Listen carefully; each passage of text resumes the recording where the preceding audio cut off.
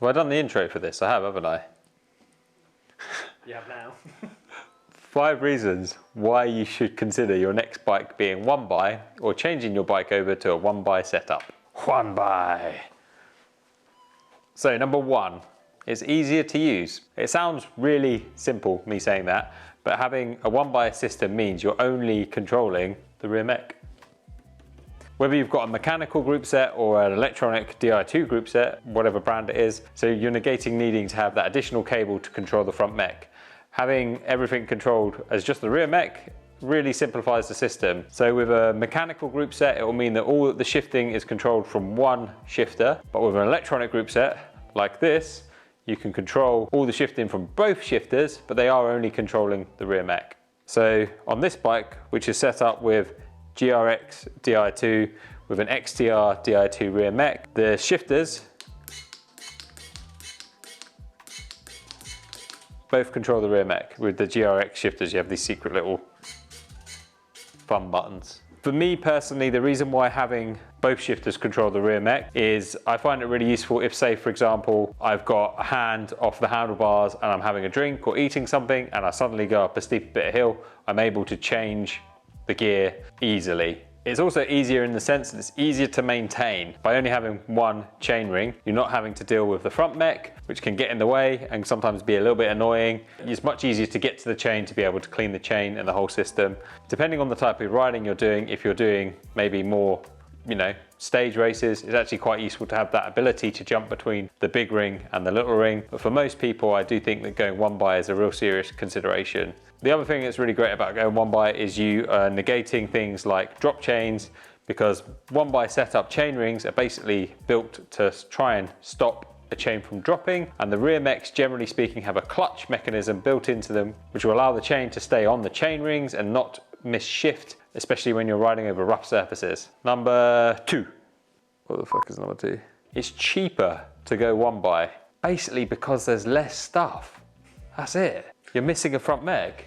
If you're running a mechanical group set, your shifter might not actually have any of the components in it and just be a brake as opposed to being the shifting components on it. The GRX one by shifter is just a brake, there's no shifting in it.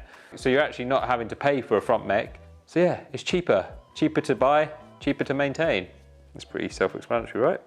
The next one's even more self-explanatory. Number 3, there's less to go wrong. By removing the front mech, you're negating any potential issues of chain getting stuck in between the chain rings and the frame, and any kind of like mis-shifting problems you might have.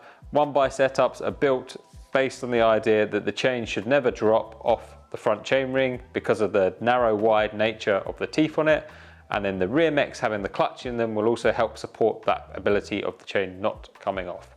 Shimano's GRX group set has got a built-in clutch into it. You can also look at purchasing things like the XTR Di2 or XTR rear mech, which has the clutch built into it. And Shimano, with the 11-speed Ultegra group set, brought out an RX rear mech, which was like the first clutch rear mech they ever made for road/off-road. That was first tested at Paris-Roubaix and it didn't drop the chains. And I was there, and it was quite cool. Number 4, ultimately, because you've got less stuff on the bike, it's lighter.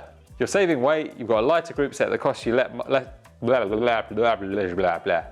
Ultimately, you're saving money and building up a bike lighter than you would have maybe thought you could do. Number 5, the last point on this, is that the technology is continually improving in the one by systems available. We've seen Campagnolo bring out a 13-speed group set, and SRAM and Shimano both do 12-speed options with the XT and XTR group set and SRAM's group sets as well. And the brands are continually investing in making these group sets better and better. Quite often the compromise previously has been the jumps in the rear cassette, but we're now seeing these systems allowing for a closer range of gears, allowing you to have less extreme jumps if you don't want that, because it's a big old cassette. So the flip side of it is this. For my setup, I'm running an 11:46 cassette on the rear and a 42 chainring on the front. So why I'm running that as a gear ratio is I've got a very, very good spinny bailout gear.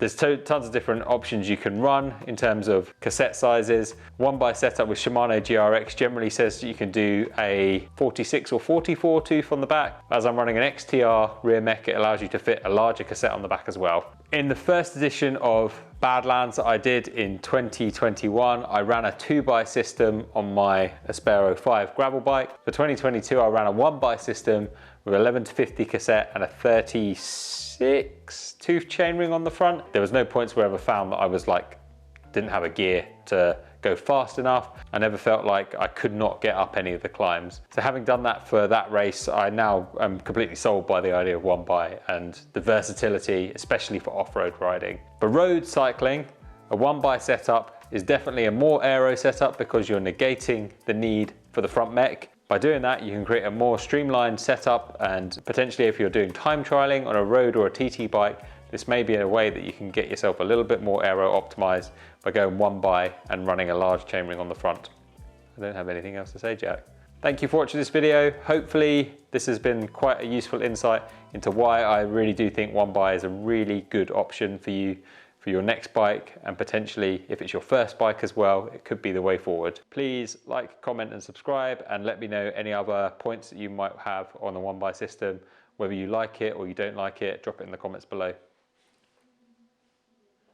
Shit.